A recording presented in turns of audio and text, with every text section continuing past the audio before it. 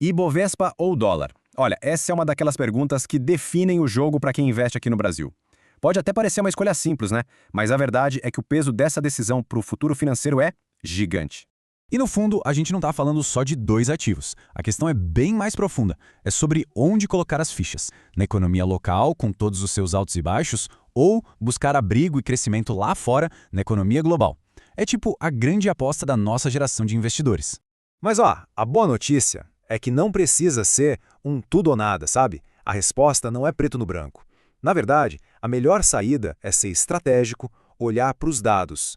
Então bora mergulhar nisso e entender o que os fatos realmente mostram. Beleza. Para começar, vamos dar uma olhada bem de perto no nosso principal índice da Bolsa. Afinal, do que o Ibovespa é feito? Qual é o DNA dele? E pronto, o gráfico já entrega o jogo. A composição do Ibovespa é um retrato da chamada velha economia. É um espelho de como o Brasil cresceu, né? Sempre muito ligado a commodities e ao setor financeiro. A gente vê uma concentração assim absurda em poucos setores. Finanças com os bancões, materiais com as gigantes da mineração e energia, que é basicamente petróleo. Esses três juntos são a espinha dorsal do nosso índice. E essa concentração fica ainda mais impressionante quando a gente olha para as empresas, uma a uma. Pensa só, Vale e Petrobras sozinhas chegam a representar quase um quarto do índice inteiro. Aí você soma os grandes bancos e pronto. Mais da metade do Ibovespa na prática é uma aposta em commodities e no crédito aqui dentro do Brasil. É isso. Agora, essa comparação aqui, ela escancara o que está faltando. Dá uma olhada. Enquanto tecnologia é uns 30% do S&P 500, o principal índice americano, no nosso Ibovespa, mal chega a 3%. É um abismo, né? Mostra o quanto a gente está distante da economia digital, dessas tendências de crescimento que estão bombando lá fora. Ok, mas não é só a composição do Ibovespa que pesa. Todo investimento feito aqui no Brasil enfrenta um desafio constante, quase um fantasma. O famoso risco país.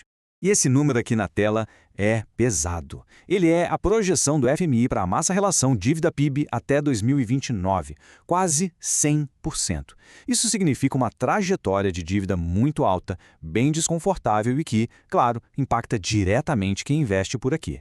Tá, mas e daí? O que isso significa na prática no dia a dia do investidor? Bom, significa que, para topar correr esse risco a mais, o investidor exige um prêmio, ou seja, um retorno maior. Significa que o mercado fica super sensível a qualquer notícia que vem de Brasília. O dinheiro gringo entra e sai numa velocidade que assusta. E claro, tem sempre aquela pressão em cima do câmbio e dos juros mais longos. E é aí, nesse cenário todo, que o dólar muda de papel. Ele deixa de ser só uma moeda e vira uma ferramenta estratégica. Pensa nele como uma apólice de seguro para o patrimônio. É só olhar para a história recente que a gente vê um padrão muito claro. Crise de 2008, pandemia em 2020, aconteceu a mesma coisa. Na hora do aperto global, todo mundo corre para o dólar. É a tal fuga para a segurança. O resultado? Uma demanda gigante pela moeda americana e as moedas de países como o Brasil, tipo real, acabam perdendo valor. E aqui está o pulo do gato dessa função de proteção. Ter uma parte do patrimônio em dólar funciona como um seguro contra dois tipos de problema. As crises aqui de dentro, tipo uma crise fiscal ou política, e as crises lá de fora, como uma recessão mundial. É literalmente uma proteção dupla. Muito bem, já dissecamos a estrutura, já falamos dos riscos, agora chegou a hora da verdade. Vamos ver o placar. O que os números dizem sobre quem se saiu melhor nessa disputa? Porque, teoria é uma coisa, mas e na prática? O que o histórico de performance mostra de verdade? Vamos aos números? Olha, esse levantamento da Infomoney é revelador. Ele mostra o que teria acontecido com R$10 mil investidos. E os resultados são impressionantes. Em 5, 10 e 15 anos, o S&P 500, já convertido para reais, bateu com folga o Ibovespa e o CDI, a nossa renda fixa básica. E se a gente olha para o prazo mais longo, de 15 anos, a diferença é simplesmente brutal. Não tem outra palavra. Para a gente ter uma ideia ainda mais clara, vamos focar só na janela de 10 anos. Olha esse gráfico, fica nítido. O S&P 500 em reais entregou quase o dobro do retorno do Ibovespa e do CDI. É a prova visual do poder que a diversificação global tem.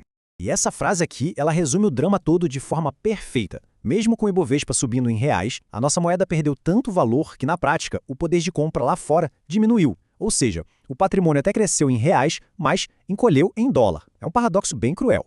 Ok, os dados são bem claros, né? A pergunta que fica é, e agora? O que a gente faz com essa informação toda? Como montar uma carteira de investimentos que seja forte, que aguente o tranco para o futuro? Bom, o processo de decisão pode ser dividido em alguns passos bem lógicos. Primeiro, o básico do básico que não dá para pular. Ter uma reserva de emergência em reais. Depois vem uma reflexão sincera. O que tira mais o sono? A ideia de perder poder de compra no mundo ou a de ficar de fora dos possíveis ganhos do risco Brasil? A resposta para essa pergunta é o que vai guiar o equilíbrio da carteira. E aqui a gente tem um exemplo de como seria uma carteira equilibrada. A grande sacada não é apostar tudo em uma coisa só, mas combinar de forma inteligente. Veja, uns 40% em ativos globais, em dólar, para buscar crescimento e proteção. Outros 30% em ações brasileiras, para tentar pegar o potencial de alta daqui. E uma base sólida de 25% em renda fixa, aproveitando nossos juros altos para dar aquela estabilidade. É um mix. No fim das contas, o que essa análise toda mostra é que a estratégia mais inteligente talvez não seja escolher entre Brasil ou mundo, e sim encontrar um equilíbrio inteligente entre os dois.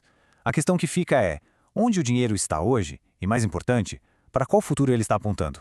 A carteira de investimentos reflete o Brasil que a gente tem, ou o mundo que a gente quer alcançar? Se você está gostando deste vídeo, deixe um like e comente abaixo sobre qual empresa ou ativo você gostaria que fosse o próximo vídeo. E não se esqueça de nos seguir.